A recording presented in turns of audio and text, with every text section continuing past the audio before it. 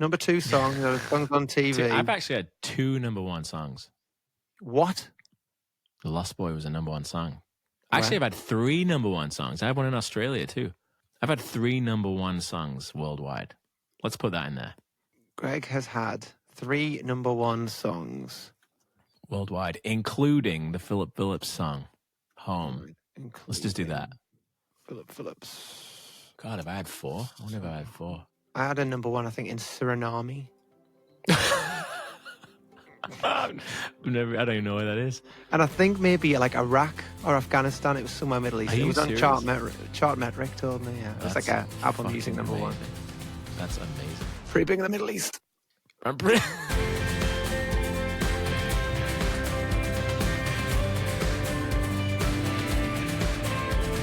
Good morning, good evening, good afternoon, and welcome to Dropped, a podcast hosted by 2 dreamers from the north of England who cross paths in Los Angeles, California, where we quickly discovered that our journeys in the music industry are strikingly similar.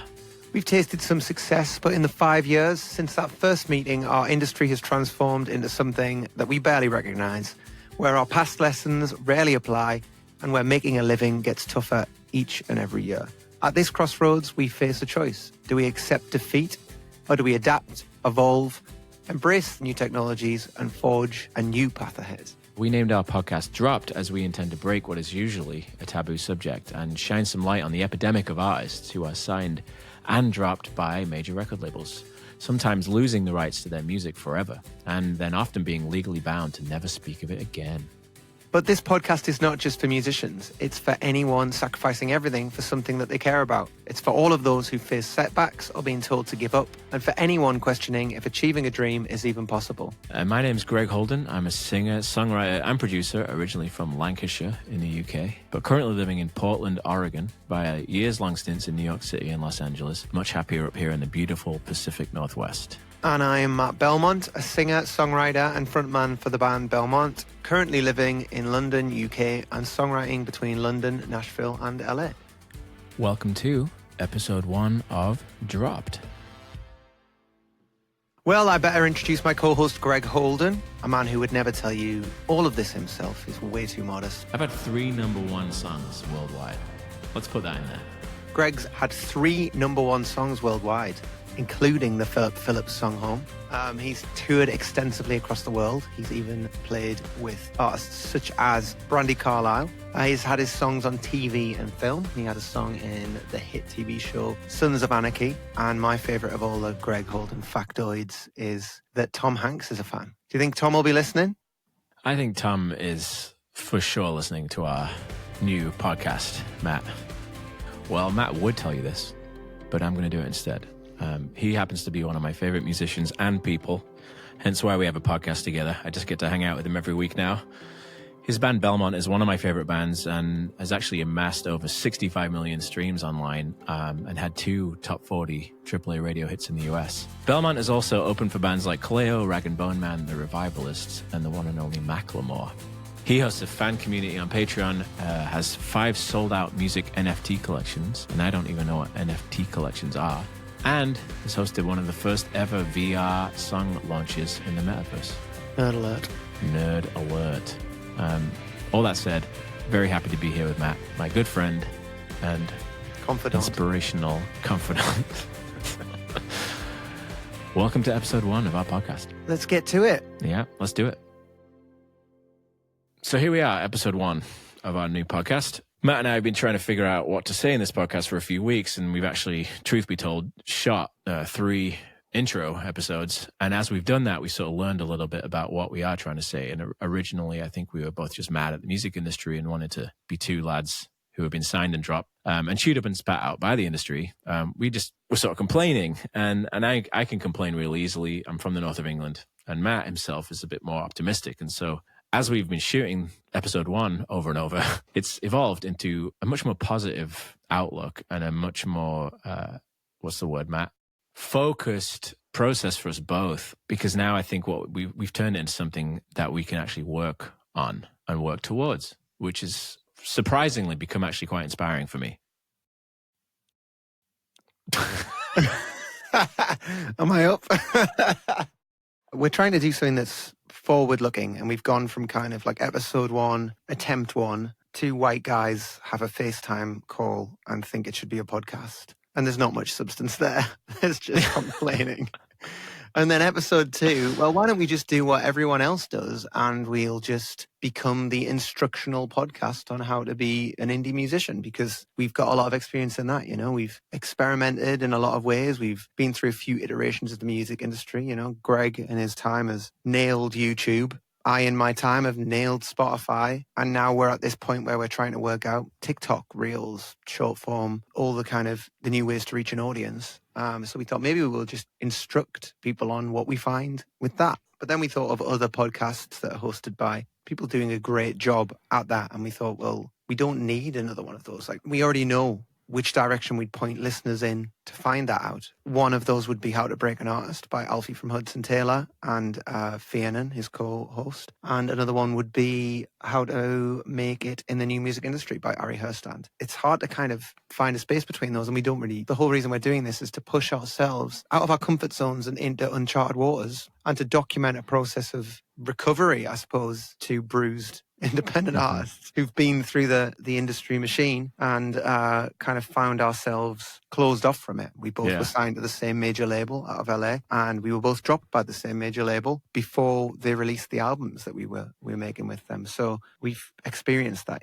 So we wanted to discuss those things we have in common, but also find a common way forward and learn from each other. So instead of succumbing to our very English traits of wanting to make ourselves smaller, which obviously is very much at odds with being a music artist and performer. Instead of doing that, we thought, well, let's lean into it and let's tell our stories. Like, that's what we know best.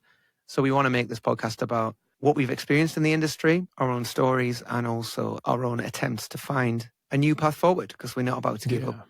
And just be authentic, I think that authenticity was so important. And in those first couple of episodes, I think I was a fish out of water, because we were talking a lot of statistics, and we were talking a lot of real industry stuff. And I'm an artist. I'm a songwriter. I'm a musician. I don't care about all that stuff, and that's why it's been such a difficult journey. Without all that, especially now the way that things have changed, and now that we've sort of found this very clear direction, it feels more inspiring. It feels more hopeful, and I think that's a better place to come from. And like Matt said, there are already podcasts out there doing a great job, and we didn't want to step on anyone's toes and get involved in something that's already being done. So we wanted to find our own angle.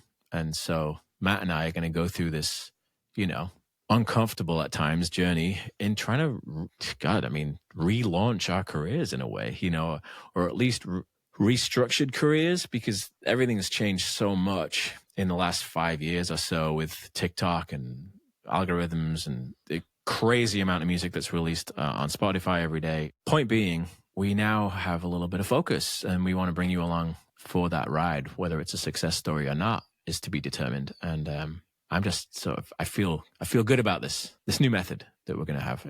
There's going to be some accountability there, because if Matt challenges me to do something for the next episode, I'm going to look like a little bit of a dick if I don't do it. So it's accountability to a whole listener base now. And one of the important things is we don't want to just make this about the music industry. We don't want to just, close it off to people who have been in the music industry and been chewed up by the industry. We would like music listeners to learn something and be interested in our stories and be involved in this. And people who don't even know anything about our world, we don't want to just close it off to an exclusive club of bruised musicians. For sure. Yeah. It really is about having a dream, striving for that dream, getting so close to that dream, and then feeling it, watching it evaporate right before your eyes. And then it's kind of what do you do then? How do you pick yourself up after the knocks, and how do you move forward? How do you find energy to do something you've done before, to try and get back up to the level that you were at before and beyond? There's a lot of knockbacks in the music industry in particular, and there's a lot of picking yourself up, dusting yourself up, and often starting again. And me and Greg are at a point where we felt a fair share of knockbacks each, and we have to do that again. We're excited to do that, but we thought maybe it would be more exciting to do it and document it along the way. We should really catch the listeners up, right, on our journeys. Like, how did we end up here? What happened? Yeah, the sort of highlight reels of how we are where we are, and in the spirit of a podcast that we want you to come back to, why don't you get to know us both a little bit? Some of you may know me, some of you may know Matt. Some of you may know us both. And if you're here and you know neither of us, then wow, how did that happen? We both could talk about ourselves probably quite easily because we are artists and are musicians, and we gave you a little highlight reel in the intro. But, you know, I would like to sort of casually and scriptedly talk about Matt, because Matt is one of my favorite musicians and artists. He has a band called Belmont. Just put out the album's out now, Matt. The album's out. Yeah, it's called Mean World Syndrome, and it truly is a masterpiece. I think it's an absolutely beautiful album that is not getting the ears that it deserves, which is a common story, and which is one of the reasons why we even started talking about making a podcast. You know, Matt, I'm just going to tell your story as best I can. Okay. You know, because I think it's nice when someone else says it. Made his album. You can correct me where I'm wrong as well, but he made this album with a major label, on a major label budget, so it sounds fucking incredible. The songs are beautiful. I happen to have one of the songs on the album that I wrote with Matt and a buddy of ours, Sean Van Vliet. But it's a beautiful album, and it blows my mind when friends make albums like this and they're not world famous. But that is the difficulty of today's industry. It's, as Matt informed me last week, there are 100,000 songs a day come out on Spotify. 100,000. Think about that. 100,000 songs come out every single day on the streaming platforms. How the fuck does anyone sift through that? So Matt's sitting on this masterpiece record that barely anyone is hearing. So, you know, that's a bummer, isn't it, Matt? It's a bit of a bummer, yeah. It's a couple of years of work just making it, never mind writing it. It's probably 5 years of work in that record and a hell of a lot of money. Just released it. There's no part of the album that I listen to and go, oh, I wish I could change that or make that any different. So I'm in this position where I'm mega proud of the record, but beyond our like super fans, I'm struggling to get it even heard by even the people who listen to our most listened to song, you know, that song Hollow. It gets hundreds of thousands of listens every month. And I'm struggling to get those people to move on and listen to this new work, which I feel is my best work yet. So that's very difficult. Maybe it's nostalgia, and I just can't forget you. I'm a fool who can't remember how the old me knew you better. Now that we are older, do I cross your mind, love? Did we take it for granted when it was so easy to find love? Do you miss the morning when the world was younger? Question for you, Matt. Yeah. Do you think that it is a product of the people who love your music not being able to find you, or do you think it's that they are so overwhelmed by the amount of music that is being shoved down their throats every day that they either A, don't have time to listen to your new record, or B, are too burnt out to even try to? You know, does that make sense? Sometimes I wonder if people are sitting there, they see like Greg Holden or Matt Belmont has a new album out, but like, oh God, there's too much information. I'm too overwhelmed. There's too much music to listen to. Or do you think they just don't know? Have no idea that you have an album out? I think there's a disconnect between people who've heard our music and liked our music and the people who've done that and then found a channel to keep up to date with it. So I think there's just so much going on and there's so much noise that for me to cut through the noise and reach them and even let them know that I have a new album is quite impossible without just paying for marquee ads on Spotify or Facebook ads and having like a really significant budget to do that. But also, music has to find people now. People rarely find music. That's different with word of mouth. I think there is a whole word of mouth movement still. It just takes a while. And I was speaking to our friend Carrie Brothers about this recently, and he was saying that he doesn't think you can define an album as a success or a failure until around the 10-year mark. He feels like if you're going to leave it up to word of mouth and just the power of that album in itself to find a route through. So you seed it out to the first 1,000 people. If those 1,000 people love it and tell 10 people each, and that keeps happening over a period of 5 to 10 years, then you're going to have a a hit album 10 years in, whether you've put any ads behind it or TikToks or YouTube or any massive marketing budget behind it or not. He believes that the cream rises, but it takes 10 years. And it will have longevity too. You know, the slower it rises, usually the slower it is to come down too, and vice versa. So as always with Carey Brothers, pearls of wisdom right there. We'll have to get him on at some point, won't we? Oh, we must. Okay, so we have talked about a few of your massive achievements, only a few. I know there are so many more that I'd love to get into over the course of this podcast. But yeah, and multiple number ones across multiple countries, amazing massive syncs on huge TV shows, and on and on and on. I know Time magazine wrote about you at one point. I guess what I'd like to do is bring it into the present, Greg, and really find out what it's like being you now, but also kind of what brought you to this stage. What has been the arc of your story so far, and where does it end up today? Well, at the risk of telling a very long story, I'll tell a slightly long story. My career started on YouTube way back when, in 2008, 9. Started posting videos of me singing new songs that I'd just written. Slowly but surely, people started paying attention, and the numbers started going up. And I all of a sudden I had a fan base. I'd never had a fan base before. I had people asking me questions about me and my music, and it was cool. It felt really nice. That turned into a sort of smallish touring career where I could go play people's living rooms and some clubs in and around Europe and in England, which then turned into opportunities in America, which took me to New York, where I've always wanted to live. That was my dream. I'm a huge Bob Dylan fan. I always wanted to live in New York. And in 2009, I actually moved there to start my music career. It was terrifying, but also not terrifying at all, because I knew I was doing the right thing for myself and my career.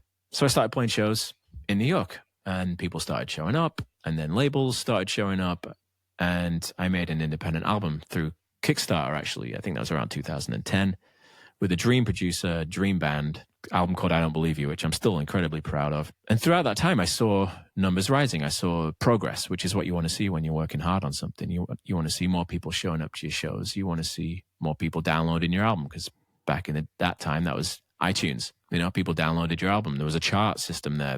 You could see your success. So I carried on. I kept touring. I kept playing. I kept releasing music. And ultimately that led to, in 2014, I signed a deal with a major label. Reluctantly in the beginning, but in the end, I'm glad I did. And the president of the company himself actually signed me, and there was a lot of buzz around me, and it was going to be the next rock and roll star. I was going to be the next Tom Petty. You know, they were throwing money at me. We were making videos. I'd already made the album actually independently, but I sold it back to the label, regrettably. And they threw money at me, at my project, not at me. And it was awesome. I'll be totally transparent. It was amazing. I traveled the world. I played everywhere. I made music videos with actors in them. The celebrities were reaching out. There was this whole thing building around me, and I felt like I was becoming a success story. I had a number one hit. I forgot to mention that. I wrote a song called Home.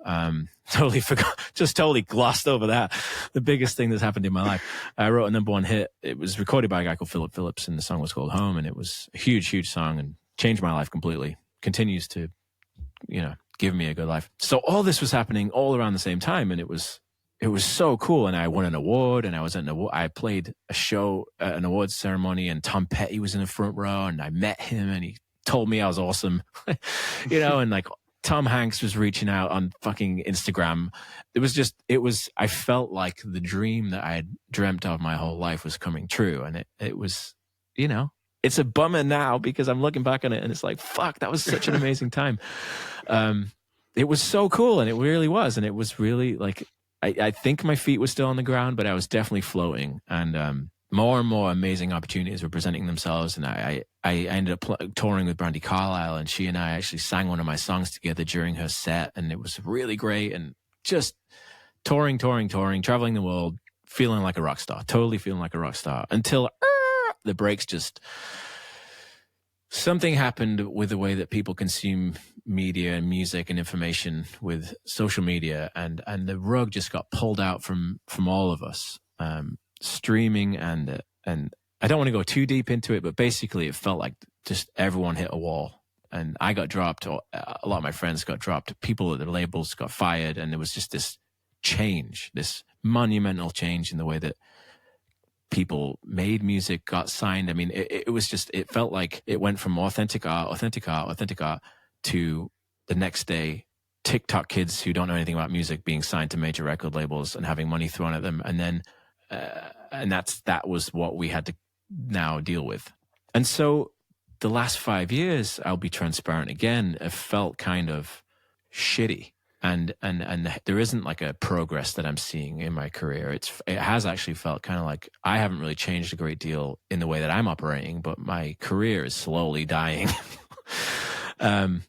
And I believe that I'm making the best art that I have ever. And I still am trying to do it, but I've run into a lot of roadblocks, a lot of obstacles, a lot of walls that are now up that a lot of it is out of our control. And that's one of the reasons Matt and I started this podcast, was to sort of delve into that. Again, I don't want to go too deep, but I'm experiencing a lot of resistance in the industry that I've known so much about for so long, that I now feel like a stranger in. I feel like I'm being blocked out of. So to answer Matt's question, I'm still making music, still recording music right here in this very room, that I'm very proud of. But I'm trying to figure out how to get people to listen to it. As Matt said, we both have, some success. We have millions of people listen to our music, thousands and thousands, hundreds of thousands of listeners. And we are not only having a hard time reaching people with our music, we're having a hard time reaching people that already have signed up to hear from us. It's almost impossible to reach the people who already agreed to be bombarded by us. The algorithms just don't let it happen anymore. So we're reaching a fraction of the people that know who we are. So the idea of even trying to reach people who don't know who we are it feels impossible. And I guess that's why we are here, Matt, is to document ourselves, figuring out ways to progress and to continue to succeed in our ever evolving industry. I don't want to be the one to lose his only son, 'cause some selfish psycho could not control his rage.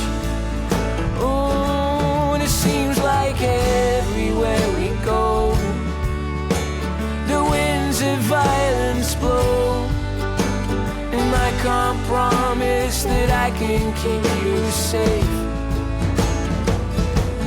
And I can feel it push me down. I can feel the pressure weighing on me now. And what am I supposed to say if you turn to me one day and ask me what's the point of all this? There was one moment that I wanted to touch in on, because I remember when I first met you and you told me the story of when you went on tour to the UK as an independent artist, I believe. And just before the end of the tour, you got a call from your manager about a potential opportunity to have your song featured in a pretty massive TV show, TV talent show. The way you painted the picture to me when you told me was as though you barely had 2 pennies to rub together at the time. And then you got on the plane, got back to your apartment, and you grabbed a beer, and you sat on the sofa and you watched your song win American Idol. Can you talk on that at all? I can. Yeah, that was a very... I just got chills, actually. That's funny, because it really was like a turning point in my life. I was sitting in a radio station in Holland, having just had a #1 song in Holland of my own called The Lost Boy. And I had sold out a tour across the country. It's a very small country, but nevertheless sold out. And I'd been on this 9-week tour. I mean, I'd been in Germany, I'd been in the UK, I'd been in Holland, I'd been in Sweden. I'd gone everywhere. I was exhausted and I was broke. I'd spent way more money than I'd made on the tour, and I'd put in so much work. And I was sitting in this chair. I remember sitting in this chair in the studio about to go on the air, just so pissed off, so disillusioned. And I mean, this was 2014. I was like, how do people do this? I just had this tour and there was people here, and I toured in a car, man. I wasn't like I was in a bus or with like a full band and a crew. I was like in a car with 2 of my buddies. It wasn't even like a glamorous tour. Yeah, I'd still lost money. And I was just thinking, like, how the fuck do people do this? And I was sitting there and my phone rang, and it's my manager. And he said, bit of a random one, but American Idol wants to use Home And Home was a song that I'd written maybe a year before with a guy in LA called Drew Pearson. And I didn't really like all that much, to be honest. It was fine. And I'd happened to be playing it on the road on that tour because I needed a happy song because my set was so damn depressing. But I'd been playing Home actually on that tour. He said, they want to use it on American Idol. I was like, what? What the fuck? Have they heard the song? You know? And it was like Jimmy Iovine wants to use it. And I'm a huge Tom Petty fan, right? So Jimmy Iovine, I think he Damn the Torpedoes was the album that he produced with fucking, come on. So I was like, what the fuck? Why did they want to use that song? It doesn't even have a chorus. It was so weird. I couldn't believe it. But anyway, of course I approved it because I was broke out of my ass. And I didn't know it was even going to, they weren't paying me to use the song. I mean, I would eventually get paid if the song did well, but there was no money up front. Right. Yeah, like so no licensing fee. No licensing fee or anything like that. So I was like, what does that mean? And my manager's like, I don't know. But it's in the finale. He's like, so people will listen to it. So I was like, all right, approved? Because I have to approve it because I wrote it, obviously. So yeah, then I went on the radio station, played a couple of songs, got on a plane the next day and flew home. I didn't not think about it because, of course, I thought about it, but it wasn't like I knew really what it meant. And I remember actually, before I went home that night, I landed in New York. That's where I used to live. And I went to Rockwood Music Hall because my buddy was playing that night. So before I went home, I actually went to Rockwood. And I met a couple of people and they were like, what's going on with you? Like, what have you been doing? I said, I think my son's going to be on American Idol tomorrow. And they're all like, wow. It's this weird thing. And anyway, then I went home and it's funny because I got home and, oh yeah, that was what happened. It was the night before. So I went to Rockwood. Hung out, told some people. And the next day was when it was going to be on the TV. But I couldn't quite believe it because I was like, American Idol is a huge fucking show. Yeah. So I was like, I can't really fathom how this is going to be a thing. But my buddy from Australia was arriving, I remember. So he kind of came in the door like a couple of minutes before they played it on the air. So I had some beers in my hand and he came in the door and he's like, how's it going, mate? Whatever the fuck they say in Australia. Jesus Christ. Sorry, buddies. G'day, I know mate. so many Australians. That's going to be so offensive. But anyway, he came in the door and he's like, what's going on? I said, I think my song's about to be on TV. And he's like, what? Everybody's reaction is, what? Yeah. So anyway, I gave him a beer and we turned the TV on and there it was. It was Philip Phillips playing Home in the finale of American Idol. And it was crazy. They had this. What was crazy actually is what they used my backing vocals. They used my guitar track. They used the track that me and Drew made. It was all completely mimed. And I was like, that's my voice. And he's singing the song and then this marching band comes on and there's this confetti everywhere and it's this huge and none of the viewers have heard this song along the series. It's the first time it's been. Yeah, it's the first time they're hearing this song, and right. Everyone's, Jennifer Lopez or whoever it was like standing up and clapping, and I'm just looking at the TV, and my buddy's looking at me like, he's like, "You wrote this?" And I've got to stop doing the Australian accent. And I'm like, "Yeah, I did." And then anyway, there's a vote. You have to cast a vote. So it was the finale. So it was against this other girl's song, and he won. And I remember the moment when it was like, and the winner is, and it said Philip Phillips. And I was sitting in my living room in Brooklyn, just like, well, I didn't have a living room in Brooklyn. Sorry, let me rephrase that. I was sitting in my one room apartment in Brooklyn and was like, what the fuck does this mean? I was like, I think this is big. So what's funny is the song immediately went to number one in the USA. And I was like, and it was that night. And I was like, I think I have a number one song in America. And then all hell broke loose. So then I was broke for another year. Really? It took that long? Yeah, it took a year for the money to come through. So I was like, everywhere I went, man, I was in a cab in New York, song was on. Walked into a bar, song was on. Every single place I went, that song was haunting me. It was everywhere. And I was broke. I even went a few weeks later to see John Mayer, the Brooklyn Arena, which is around the corner from my house, the Barclay Arena. And Philip Phillips was opening for him. And he played his whole set. And at the end, he played Home. And the whole arena, this is no disrespect to Philip Phillips, but the arena was pretty quiet through his set. Like they were still doing their thing and like, getting the hot dogs or whatever and chilling and kind of watching the music. But no one was really doing much because nobody really knew anything about Philip Phillips until he played Home and the entire arena stood up and they started singing. Wow. And I was sitting in this arena just like with my buddy in these seats. The funny thing is the label didn't even give me good seats. They gave me like shitty seats. I was sitting in this arena like, this is fucking crazy. Like no one in this arena knows that I wrote this song. Except my buddy's now yelling, he wrote this song, he wrote this song, he wrote this song. I wrote this song. It was crazy.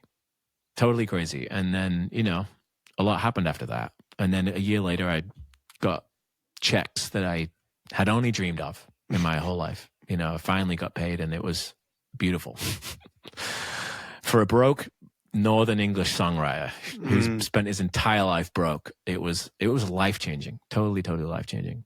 A number one in America. I mean, that is the ultimate dream, but also the ultimate pot of gold, right? I know. Well, so if it had been in the 90s, I'd be living on a private island right now. Yeah. Instead, it was not. Matthew, I know I just talked a lot about myself, which I don't love doing, but you forced me to do it. I know a lot about your career. I know a lot about you as a person, and I think you're one of the most talented musicians I know. But the listener doesn't. The listener does not know. And, you know, Matt and I were both signed to the same label. We were the same publisher. We both had very similar trajectories in our career. And we're both lined up for huge careers. But I want Matt to sort of bring me up to speed with where he's at now, because I know there's been some setbacks, to say the least. And it's important that you talk about them and let people know what's going on and why things are going on. Matt, tell us a little bit about how you got from the north of England to my living room in Los Angeles, California. Wow. We're going back. Really, it started with writing my own songs and busking my way through university, a busking career that lasted 7 or 8 years. Explain to the American listeners what busking is. Busking is going out into a street that never asked you to be there with a guitar and an amp and a microphone and playing songs for the people walking by and hoping that they'll throw a few pennies in your case. Got a whole load of gigs off the back of that, like weddings, bars, corporate gigs. I played at the Amazon function in the UK where Alexa was announced. They used my microphone to do a product demo for Alexa to the Amazon staff. And nobody cared. Everybody was drunk. Everybody talked over Alexa. The guy who'd been working his ass off making this very first Alexa thing. Oh God, I can't say that. If I say that word over and over again on a podcast, it's going to be like, oh yeah. Hey Alexa, play Belmont. Okay, Google. Oh shit, Google's just. Anyway, I did that kind of thing, but the whole time was just to sustain myself in writing my own music. So in the background, I was writing my own songs. And eventually one of those songs found its way to Nashville, to a producer in Nashville called Femke, who'd recently won like a Latin Grammy Award and had worked with a few different people, but was trying to make a name for herself as well in America. She heard one of my songs and reached out and asked me if I wanted to come write with her. Which song was it? It was a song that's never come out. It was called Backpedaling. It kind of had the sound of Belmont and it had my voice and it had elements of what I do, but just it wasn't a complete thing. So we never released it. And she wanted me to come out and co-write with her in Nashville. At the time, I was swamped in cover gigs. My original music didn't feel like it was going anywhere. I was running an open mic night in London that I'd ran for a few years. And I was trying to just like bang on the door, multiple doors. I did a little bit of writing for Universal Music. I did a little bit of writing for various artists around London. Nothing had really landed. So I didn't have this like constant upward trajectory at all to that point. It just felt like banging on doors that wouldn't open, really. I got this break with someone who was mutually trying to make their name and who was incredibly talented. I remember I was renovating my flat at the time, covered in dust, and I remember finding like the one jumper that wasn't covered in dust, throwing it on, sitting in one corner of the flat that we'd painted while the rest was just a tip, and just putting my headphones on. Oh, yeah, I'm just coming out of a writing session. Yeah, thanks, I can just squeeze you in, yeah. No, I didn't do that, but I at least pretending my life wasn't chaos. And she was sat there with her manager and they said some really nice things about my music and invited me to Nashville. That was the first place you went to in America? The first place I went to for music in America anyway. Yeah, I'd been to Disneyland and things when I was younger. But I remember going to an Airbnb on the outside of Nashville and sitting on their piano and just like writing a song on the first day because she was busy on the first day. And then we were going to meet on the Monday night. And I wrote the chorus to this song called Made to Find You. And then the next day we met up and we finished that song, Made to Find You. And on the second day, we wrote a song called Hollow on day 2 of writing together. And we were just off. We just had this incredible co-writing chemistry. We wrote, I think, 10 songs, wrote and demoed 10 songs in 10 days. Wow. And I was like, wow, I'm onto something. We showed them to our manager. I didn't have a manager at the time. He loved it. I went back a couple of months later, wrote more songs, crashed a rental car 6 minutes into having it, wrote it off. Oh, shit. Yeah, that's a whole other story. But Oh, my God. ended up back in Nashville, writing more songs, but also playing a showcase and just getting this crazy reaction. Everybody who heard me sing and play was like, where's this guy been? Like really loving what they were hearing, sending messages to her manager, who then became my manager for a brief time. And we recorded a production of that song. We recorded between like the neighbor's dog barking and the lawnmower going off, like very DIY. But she's an incredible producer. She did an amazing job despite all that. We had no money. And we found a distributor and we started putting the music out. And song one just exploded, the first song. And I had released like solo singer-songwriter, self-produced EPs and things in the past. Never to much success. I had a little bit of like, you know, the iTunes singer-songwriter chart. Back in 2012, I had like top 5 or something on there, and a few little things, few little moments on radio, but nothing massive. And yeah, Hollow came out and was on New Music Friday USA, which was like the playlist to be on in 2017 when it came out. It's a beautiful song. I mean, for those who haven't heard it, go check that song out immediately, because that is a gorgeous, gorgeous song. People just took to it. I had a Mahogany session, which helped the success as well, and just garnered this fan base. And it was just me and Femke at the beginning. But we finished the EP. We got Chris and Ben in to play the drums and guitar and released the whole EP, and song after song was just New Music Fridays, acoustic hits, pop hits, all these big playlists. And before we knew it, Hollow had a few million streams. And our distributor said, you know, people really are loving acoustic music right now. You should do an acoustic version of Hollow. So I went and met up with Femke's boyfriend at the time, now her husband, Josh Reynolds. And we spent a couple of hours recording an acoustic version of Hollow. And yeah, just like smoked some weed, had a few beers, knocked this acoustic version out in his living room, released it. And it just like, I thought Hollow had exploded. But Hollow Acoustic just went insane to the point where it's got, I think, 40 million streams today. Wow. And ended up signing with this manager who managed a band called Kaleo, who I was a big fan of at the time. And he got me a publishing deal with Warner Chappell. And that was when I got sent doing the rounds, writing with everyone and anyone. And one of everyone and anyone was Mr. Greg Holden. I like how you came all the way around, right back into my living room. Right back into your living room, yeah. And we hit it off, right? And we wrote a couple of songs that first trip. We did. But yeah, I just remember, like you said, numbers going up, everything going right. Like, so 2019 was a year of showcase festivals, South by Southwest, Eurosonic Festival, Reeperbahn Festival, the Great Escape Festival, supporting Kaleo on tour, opening up a big festival in Germany to 14,000 people. It was headlined by Macklemore. And then eventually getting signed to a major record label in February 2020. And the plan was to make the album in May. It was written. And then go on tour for 6 months supporting Kaleo around the world, UK, Europe, North America, Canada. And then we know what happened. I remember actually getting a taxi to the airport in mid-February.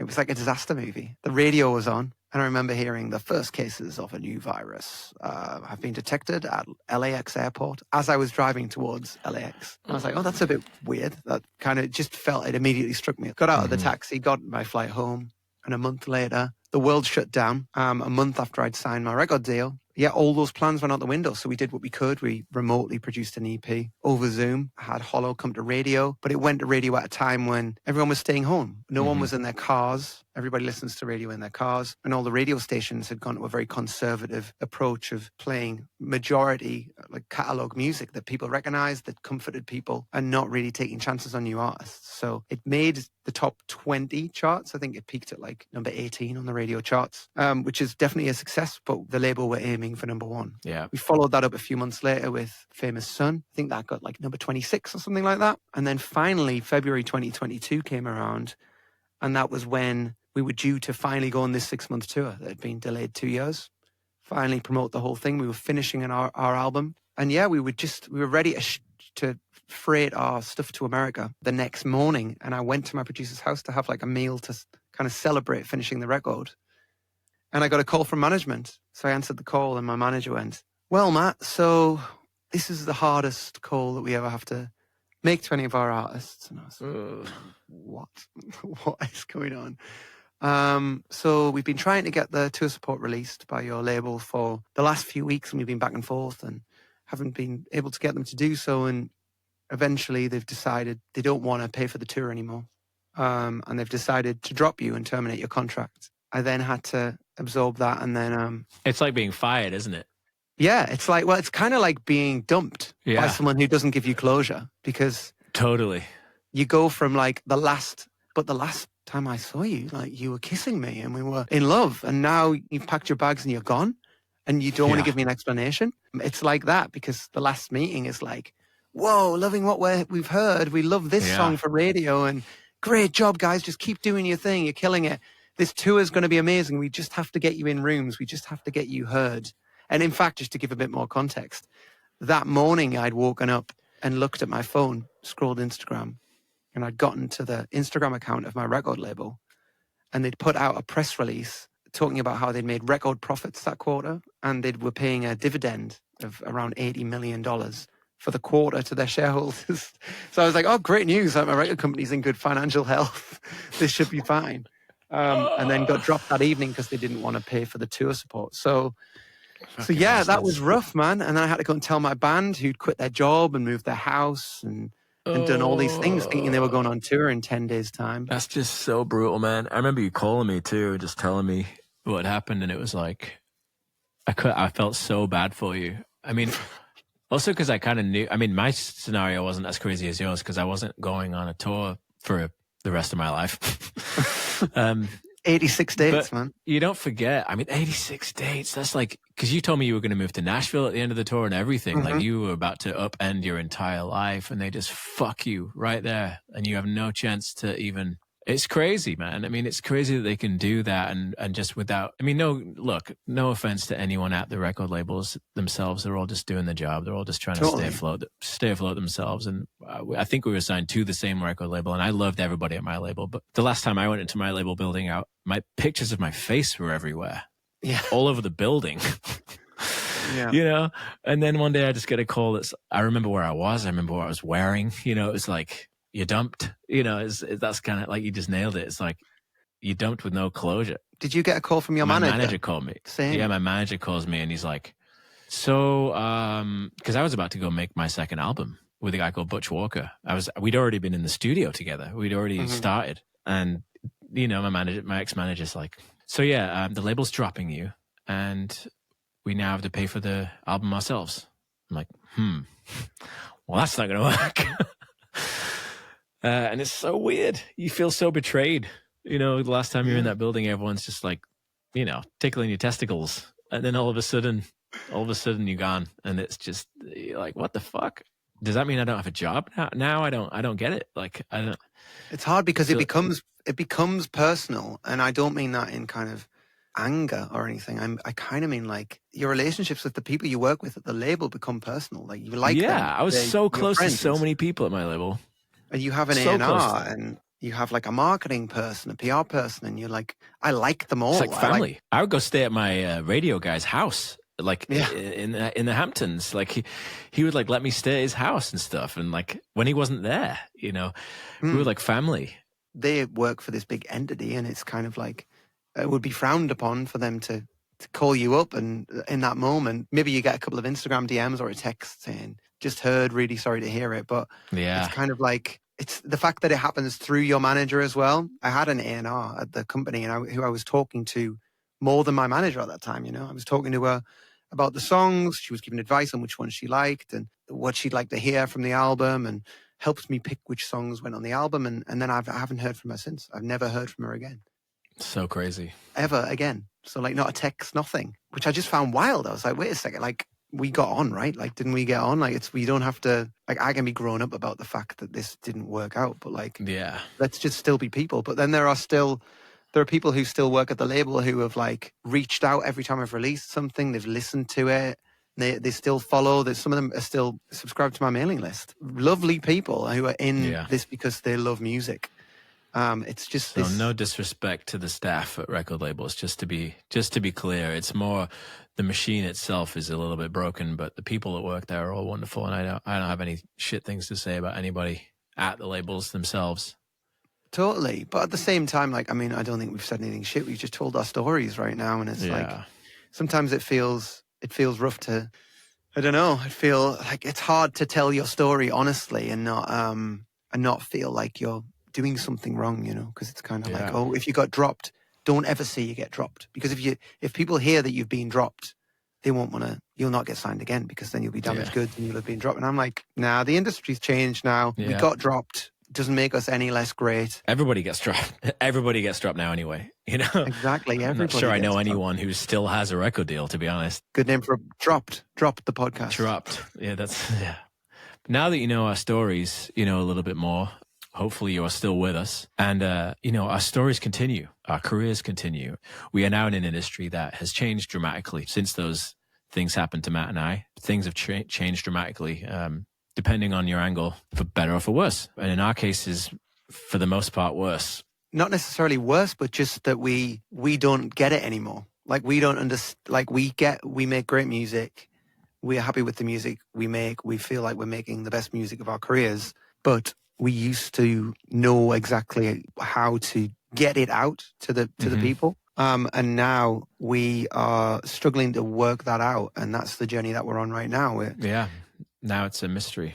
Yeah, we both had big knocks. We've both had big successes. We've kind of both had enough success to know that we're great at what we do. And that's not about boasting or anything. It's just like, you got to believe in yourself in an industry that chews you up and spits you out sometimes. You've got to be your own biggest fan. We now have to pick ourselves up, dust ourselves off, and find a route through. And that's what we're about to do. And we're going to find some ways to cut through the noise while remaining true to the core of who we are as artists and not suddenly starting to dance on TikTok. How are we going to do that, Greg? That's going to be part of the challenge, I think. I mean, I'm generally pretty pessimistic about the social media age that we're in and what people do to get attention and what people have to do to get attention. The YouTube thumbnails now are so fucking obnoxious, and the TikTok dancing makes me sick with just discomfort. And I'm like, is this what I have to do? Like, is this how I get people to listen to my music now? Like, surely not. But this podcast is, you know, documenting that challenge and that journey, because both Matt and I have integrity with our art. You know, go listen to our music. It's there. You know, I'm not ashamed or embarrassed to say that. I think my music's great, and I think it should be heard by more people. And if I didn't believe that, then what the fuck am I doing? The question is how now. Like Matt said, there used to be a method. There used to be a way that we did it. There was a roadmap. Well, that roadmap is a slot machine now. That's what that roadmap is. It used to be a kind of like, do this, and expect these results if people connect with your music. Now it's just like, pull on the slot machine and hope that the gods select you. Or that's how it seems. And I would like to believe that it isn't so much that. And there's a lot of resistance. You know, on my end, I'll just speak for myself. There's a lot of resistance to join a lot of these things. I don't have TikTok currently, and I have a feeling that's going to be one of the challenges that Matt sets for me. I'm a little bit, I guess what some might say, old school at this point. I do have social media. You know, I'm good. I used to feel like I was good at it. I make cool videos and art, but I'm not quite on like the cutting edge of all the algorithmic shit. And I don't necessarily want to be either, because it just requires such a sacrifice of time and integrity that I'm just not really on board. But I do want a successful career still. I want to be able to pay my mortgage and give my son a good life. And I got to figure out how to find a balance, you know, being part of what's going on and evolving with technology, and also remaining true to what I want to do and not dancing around like a fucking idiot on TikTok. The key seems to be authenticity, like brutal authenticity. And it's finding a way to do that in short form, you know? And I think the mistake that a lot of people who don't understand the platforms make is they try to make something really polished, or they're stuck in Instagram mindset and they think filters and color grading and just too try hard. The people on those platforms are sick of all the noise, and they want to feel like someone has just turned their camera on and started speaking from the heart. And every time you try to find a formula to go viral, it seems to be beaten by the person who was really feeling something in a moment and pressed record in that moment. Clear authenticity. And you don't want to leave a 3-second pause at the beginning of the video. And there's little things like that you can bear in mind and put captions on your video, because a lot of people watch on mute. what I've basically learned is that you have to kind of find a way to authentically present the superhero version of yourself. Like, show your superpower. People want to, when coming to Greg Holden, they want to hear your lyrics, they want to hear your songs, they want to hear you sing and watch you play guitar. Otherwise, one, you risk not appealing to the people who actually like Greg Holden, and two, you risk appealing to people who like you for something you don't even want to be known for. Yeah. If you start telling jokes and suddenly you become the most successful comedian on TikTok, you've still failed. Yeah. Yeah. And that's going to be the challenge of this podcast. And that's what this podcast is. You guys watching me and Matt blaze our way through all these, red flags. We appreciate you being here. Totally. We definitely both reached a point where we could have said, okay, this isn't for me. I had my shot and it all evaporated and went up in flames. And I can't be bothered to start again and go back and build from that point again. So therefore, I'm going to look elsewhere. Don't think I haven't thought about quitting a million times. However, this is my one natural given talent, is writing music and singing. So I have to succeed at this. I've dedicated all my life to this. More than half of my life has been dedicated to being a professional musician. So at this point, I haven't got a choice. I got to keep fucking going. Same. Yep. I've got a new record, a brand new album that I've poured everything into, and I believe it needs to reach some ears. So my mission in this podcast is to work out a way to do that. And I found a way in 2017 and beyond, and I'm going to find the way in 2024. And Greg has got a whole batch of new music, and he's determined to do the same. So challenges, Greg. We said we would challenge each other, and we're going to push each other out of our comfort zones. I haven't truly posted on social media in the last month, really. I've gone a bit quiet. So that's the context for me on social media right now. And I know that you don't have a TikTok account. So I don't. My challenge for you this week is to set up a Greg Holden TikTok account and post 2 videos on it. I want you to find I want you to find an old bit of content that you can find like a 30-second to 1-minute highlight of. Add captions to it and post it. And I want you to speak to the camera and announce yourself as a musician. Fucking hell. But you've got to optimize it for TikTok, right? So no pauses at the beginning, straight in on word number 1, cut all the meat. And also remember that on TikTok, you are broadcasting to people who have no clue who you are, right? Oh, God. You have to contextualize yourself. Be that with some writing on the screen, or be that with what you say. I want to be sick. Fucking hell. All right. Well, my challenge to you then, Mr. Clean Cut Perfect Video Boy, stick your phone in front of your buddy and sing a song from your beautiful album and put it on Instagram. With no context. No story. No just no processing. Well, you can process. You can color process. Yeah, you can process it. Make it look nice, because I know that's on brand. I don't want to completely, Matt has a very, very specific, beautiful, well-designed brand. I don't want to fuck all over that. However, nice and raw, man. You can use microphones. Just post a video, acoustic performance. You said it yourself. Hollow, the acoustic version went through the roof. And there's a reason for that. It's because your voice is phenomenal and you play beautifully and you are a great performer. So I have faith that if you post a beautiful acoustic performance, people will enjoy the shit out of it. That's funny that you say that, because I've been doing everything but that. I've been experimenting with short form video, and I think the mistake I've been making is doing everything but doing what you're actually supposed to do. Everything but my superpower for so long. That's the problem with this shit, is no one's doing what they're actually supposed to be doing. We're all busy trying to be fucking social media experts and entertainers. We're singers. Exactly, that's what we're supposed to do. Sing. So go do that, and I'll do the opposite, I suppose. Okay, I'll get onto that, and then we'll catch up next week. Yeah, we'll report back and see if either of us did the challenge, which we will, and we'll keep you up to date with how it goes, and we'll see you here for episode 2. Please spread the word. We love you. We appreciate you. We'll talk soon. Good luck with that little TikTok account.